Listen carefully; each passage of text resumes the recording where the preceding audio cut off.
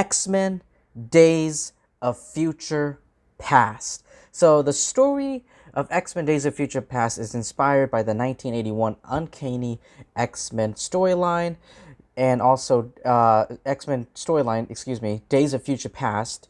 And it focuses on two time periods, with Logan, played by Hugh Jackman, the one and only, traveling back in time to 1973 to change history and prevent an event that results in unspeakable destruction for both humans and mutants. All right, so yeah, I wanted to review, like, I guess, like, all the X-Men movies. Um, I remember, like, 1 or 2 years ago, I said that I plan on reviewing all of the X-Men movies in preparation, you know, for, back then, the New Mutants. But then, the pandemic happened, which stopped everything. And then I went back and decided to continue reviewing the X-Men movies. And then I took a huge break. I took a long break. And the last X-Men movie I reviewed was the Wolverine. Um, which it was like July 2021. So like almost a year. So basically like almost a year ago is when I reviewed the recent X-Men movie. So apologies for that. But yeah, I continued reviewing the movies, and then I took a long vacation, not even a break, more like a huge vacation from reviewing any X-Men movies. And then I decided to change things up and wanted to review all of the Marvel movies in chronological orders. I did my review for Ghost Rider Spirit of Vengeance, which, by the way, I just checked my views for that. Actually, 200, I think it's like 200 views on my recent Marvel Ghost Rider Spirit of Vengeance review. So just wow, I do love gaining subscribers. So I just want to take a little moment and say, I want to just thank all of you. I do love, gaining subscribers. Everyone wants subscribers, but gaining views is another thing that I do appreciate. And I do love. So thank you so much for all of you for viewing my videos and checking them out. It may be something you like, it may be something you don't like. Maybe I said something, but everything you're hearing is just coming from one guy. It's just my opinion. So just keep that in mind. But anyway, thank you so much for viewing my videos. So anyway, okay, so let's get back on track. So, all right, X-Men Days of Future Past. I fucking love this movie. I love this movie. It's one of the best X-Men movies. It's like right up there with the first two X-Men movies directed by Bryan Singer. And also, I liked the first X-Men movie. I loved the X-Men X2. And then I wasn't a fan. I was disappointed with X-Men The Last Stand. I mean, X-Men The Last Stand, like, they completely ruined the whole Dark Phoenix storyline. Like, it was so poorly handled. And then don't even get me started with X-Men Origins, that piece of shit movie. And then I really liked X-Men First Class, I really enjoyed the Wolverine, even though the third act kind of got a little bit too comic book-y, if that's a word, comic booky. But yeah, the third act suffered, but everything else about the rest of the movie, the first act and the second act all the way up until that third act, I really enjoyed. So, but this movie, X-Men Days of Future Past, not only is it directed by the one and only Bryan Singer. Bryan Singer is coming back Bryan Singer, he directed the first two X-Men movies, and then he didn't come back and direct X-Men The Last Stand. I felt like he would have done an amazing job directing X-Men The Last Stand. He directed that Superman Brandon Routh movie, which was, yeah. But now he's back. He's back. This is his franchise. This is his baby. He's back and he's taking care of it. And I just loved, the performances given by each of these um, actors. Hugh Jackman. This is an ensemble cast right here. Hugh Jackman, James McAvoy, Michael Fassbender, Jennifer Lawrence. Oh my God, Ian McKellen, Patrick Stewart. I all of them gave all of those actors. I felt like all of those actors that I've mentioned gave a very strong and powerful performance towards this movie. You know, and also, it looks great. The action scenes were awesome and badass. There were some funny moments in the movie, where Wolverine, he gets sent back in time. He gets sent back in time. Um, and he gets like the bone claws. He's woken up in some apartment room with a woman. He's like naked. He's got the bone claws. Oh my God, the music is also the score, the direction, the elements, the themes of this movie. All of it is all of them combined and created this incredible movie. And now let's talk about why this movie is so fucking awesome. You know, this movie, it basically like it retcons, or actually it retcons like the events from the previous films out of existence, including, X-Men The Last Stand and the infamous, the god-awful garbage X-Men Origins Wolverine. This movie also has some, it's like, so basically, I feel like, okay, basically in my mind, I feel like it's X-Men, X2, X-Men United, and then X-Men Days of Future Past. The Last Stand, all the way up to, yeah, even including First Class, and it retcons, including, First Class and the Wolverine. So yeah, it's those two movies, and then straight to X-Men Days of Future Past. It retcons any like controversial, like maybe negativity events that people may not be so kind about, you know what I mean? Um, but yeah, that whole, by the way, the whole Pentagon scene, like Wolverine gets sent back in time. He meets the young young Charles Xavier, and then he meets Beast, and then the young Magneto. Michael Fassbender.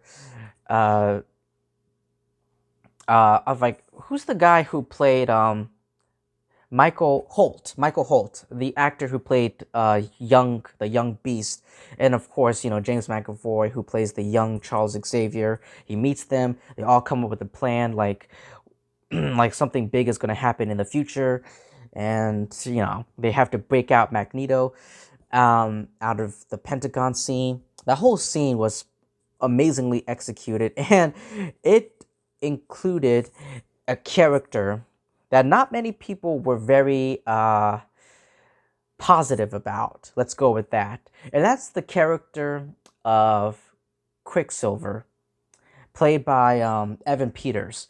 I'm trying so hard to remember. I'm trying so hard to remember the actors' names. I almost blanked out on Michael Fassbender. Not Michael Fassbender. Excuse me. Michael Holt, the actor who plays the young Beast. Yeah, Evan Peters as Quicksilver is the VIP of this entire movie. In my opinion, he stole the fucking movie. He stole the show. His scene was so amazingly executed. I don't even know how they did his slow motion scene. It was so awesome, like watching it in theaters, seeing it all come together, like like he's like running around the room, like the kitchen, and then, like it's like he gives a guy a Reggie. He moves the bullets out of the way in slow motion, and then like a song is playing in the background. He takes another security guard's like hat and he puts it on. Oh my god! And then all of that is in slow motion, and then when he's all finished, everything's back to normal, and then like all the security guards, they're all wiped out like a fucking domino effect. Like the whole kitchen is cleared of security guards. Fucking awesome. And it's such a shame because like I wanted to see more of Quicksilver, but but his appearance in the movie is very short. He served his purpose for the narrative, for the plot, and then they moved on with the plot. They moved on with the story, But yeah, oh my god, I, I'm pretty sure one of the things, if not the most thing that we're going to be talking about is Quicksilver. So yeah. um, and the whole Sentinels, like Magneto controlling the Sentinels at the lawn of the White House near the end of the movie. It's also great to see some old cast members and the new cast members, you know, coming together and meeting. Like I'm pretty sure this is the first time that Ian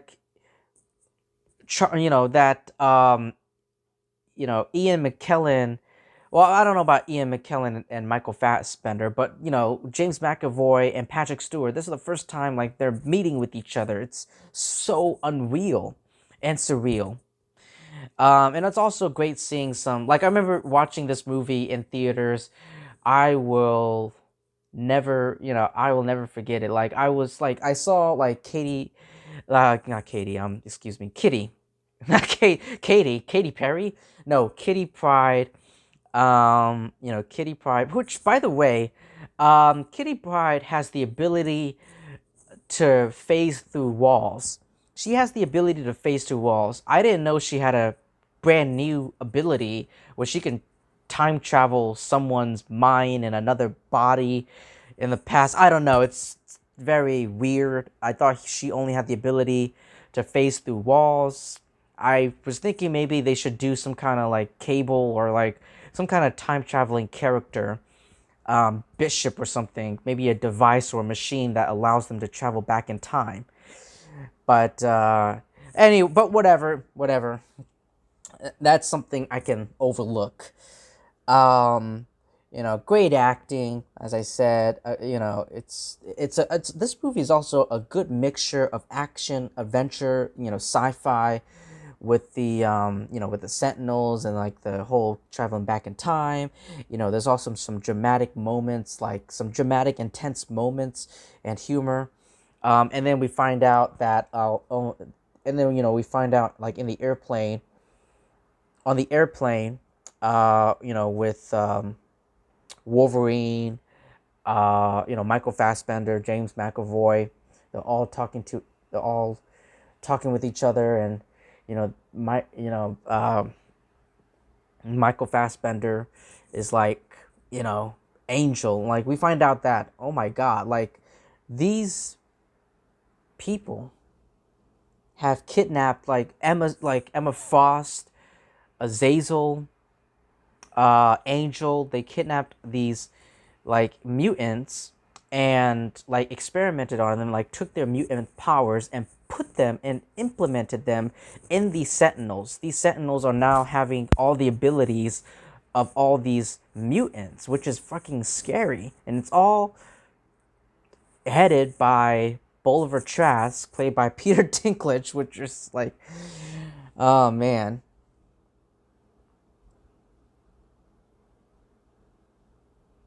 Yeah, this movie also delivers a very good message, a very thematic a theme. And the theme is like And the theme, I feel like the movie's theme is that the future is never truly set. And I want you to think about that. The future is never truly set. Because, of course, at the end of the movie, they pretty much rebooted the whole X-Men movie. This movie just retcon. Not only is it retconning past events, but it's also a reboot of the X-Men franchise, and I think it's amazing. So, yeah. The Sentinels were very terrifying. Like, oh my god, they fucking killed, like, the Sentinels, oh my god, like, in the future, they fucking killed, like, a lot of the X-Men characters. Like, oh my god. And then, everything's back to normal. A new normal near the end of the movie. So, yeah.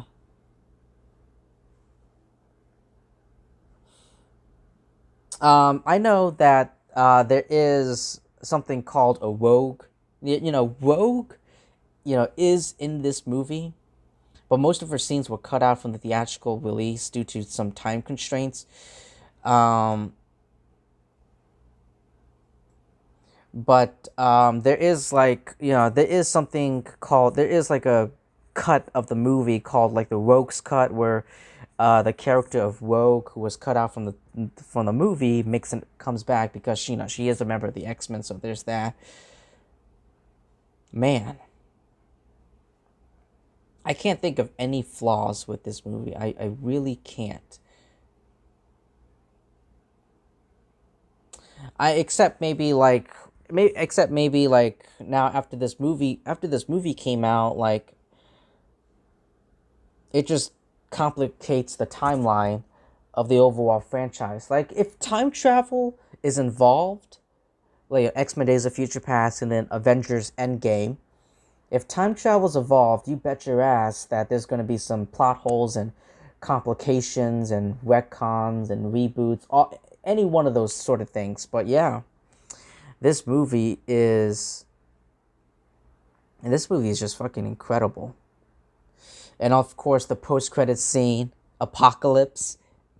Like, we see this guy wearing a hood. His face, this little kid, his face is all blue.